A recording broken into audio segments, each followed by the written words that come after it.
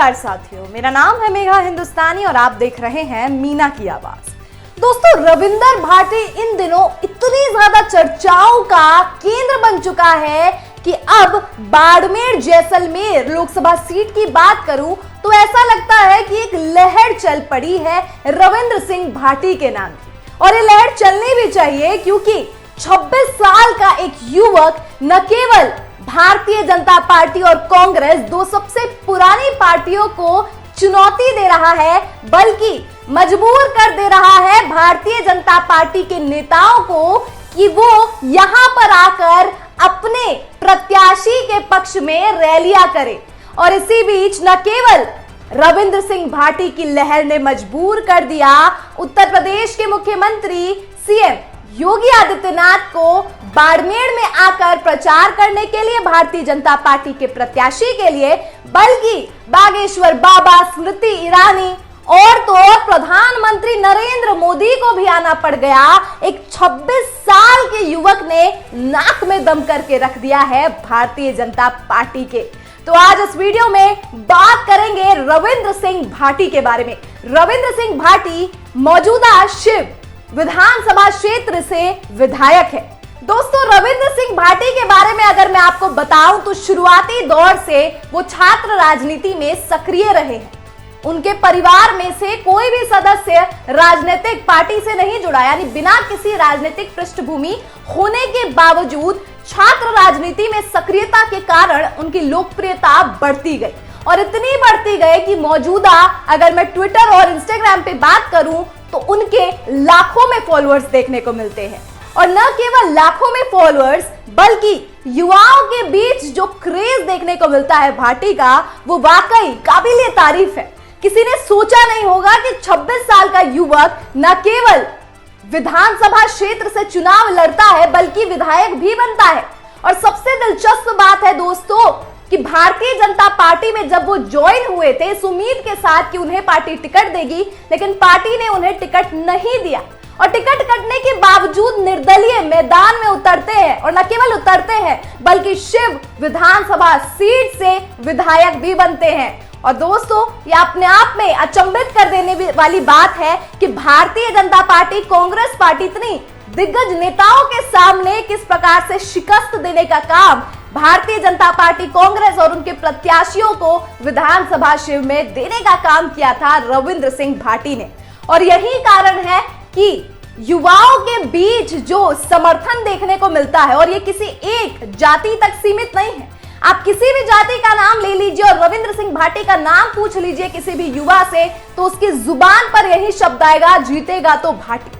तो दोस्तों, आप समझ सकते हैं कि रविंद्र सिंह भाटी को कितना ज्यादा समर्थन मिल रहा है। न केवल सोशल मीडिया में फॉलोअर्स होने के कारण, न केवल युवाओं के बीच क्रेज होने के कारण, बल्कि रविंद्र सिंह भाटी जमीनी मुद्दों को उठाते हैं। वो अपने क्षेत्र में हो रहे अन्याय, क्षेत्र में जो कमियां हैं, जिस पर कार्य होने चाहिए, उसको लेकर अपनी आवाज लगातार उठाते नजर आए हैं।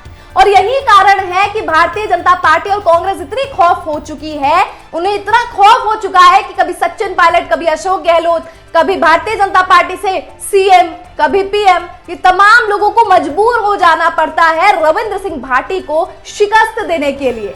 अब दोस्तों, जरा सोचिए, एक निर्दलीय विधायक जो चुनाव लड़ता है और अब भारतीय जनता पार्टी ने उसे टिकट फिर से नहीं दिया और बाड़मेर जैसलमेर लोकसभा सीट से फिर से निर्दलीय खड़े हुए हैं। और ऐसे में लोगों का प्यार भी उनके प्रति इसलिए भी है क्योंकि भारतीय जनता पार्टी ने विधानसभा में भी उनका टिकट काटा और अब लोकसभा में भी टिकट काटा, तो जाहिर तौर पर जो समर्थन देखने को मिल रहा है वो ज्यादा है।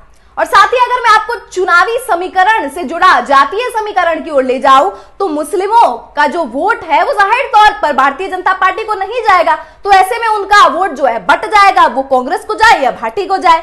इसके अलावा जाट भी नाराज चल रहे हैं, राजपूत समाज, ठाकुर समाज, जो उच्च कुल के लोग हैं, उच्च कुल का समाज है, जो जाति है, वो भी खासा नाराज चल रहा है भारतीय जनता पार्टी से।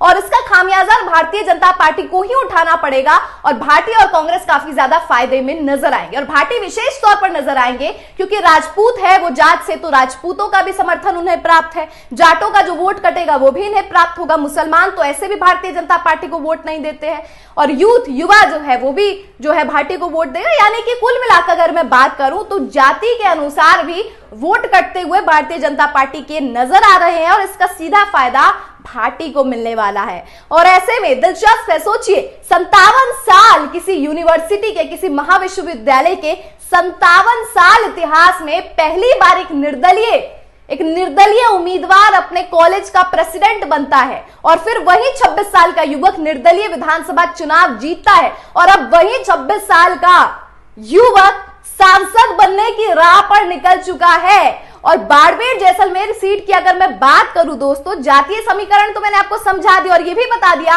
कि भारतीय जनता पार्टी से टिकट न मिलने के कारण जो लोगों का प्यार उमड़ता हुआ भाटी की ओर नजर आ रहा है। लेकिन भाटी के सामने कौन है इस बार, उस पर भी नजर डालते हैं। तो भारतीय जनता पार्टी ने कैलाश चौधरी को उतारा है जो कि केंद्र में मंत्री है और कांग्रेस ने उतारा है उमेदाराम बेनीवाल को। अब ऐसे में सवाल उठता है कि उमेदाराम बेनीवाल और कैलाश चौधरी को किस प्रकार से टक्कर देने का काम करेंगे रविंद्र सिंह भाटी। लेकिन आपको मैंने जातीय समीकरण भी बता दिया और वो तमाम कारण बता दिया जो इस ओर इंगित करते हैं कि इस बार रविंद्र सिंह भाटी को विजय होने से कोई भी ताकत नहीं रोक सकती।